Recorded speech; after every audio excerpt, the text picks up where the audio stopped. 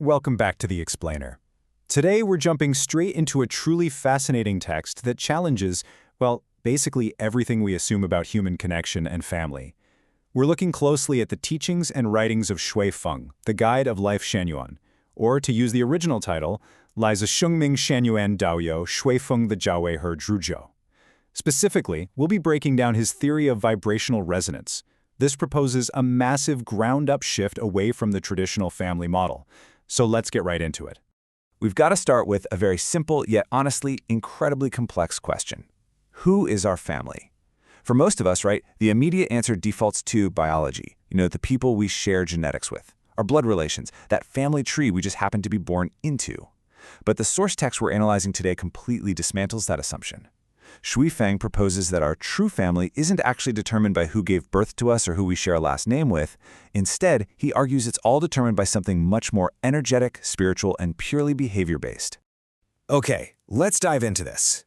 To build his framework, the author actually starts by referencing a very well-known historical text, specifically the book of Matthew, chapter 12, verse 50. Here, Jesus states that his brother, sister, and mother are those who do the pleasure of his Father in heaven. Shui Feng uses this exact verse to ground his entire theory.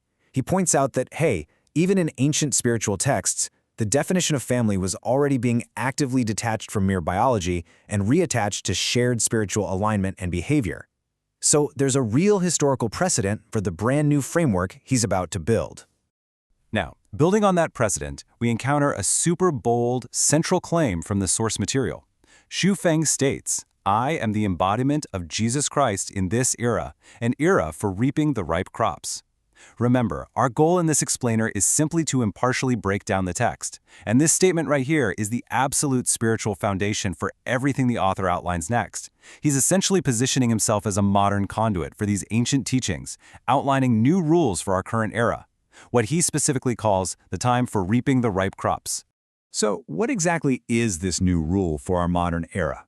Well, it introduces the core concept of the vibrational family, or in the original Chinese text, Xinling de Tongpin Gong Zhenjie. The definition translates to souls sharing the same vibration who follow the teachings to be reborn in heaven and live in the will of the greatest creator. Now, this is the big paradigm shift. The author is moving entirely away from a biological family tree to basically a spiritual frequency.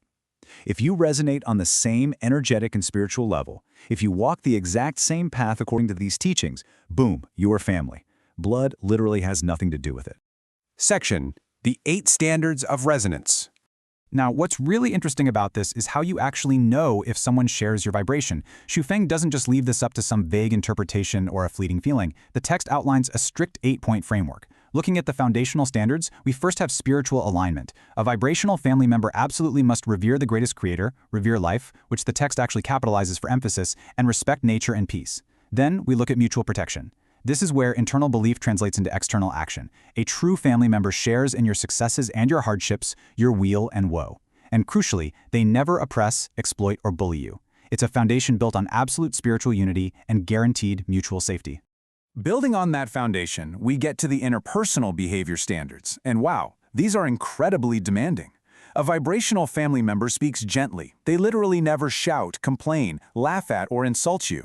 They forgive mistakes and make you smile. They never quarrel or fight. In fact, they're always willing to sacrifice their personal interests for you.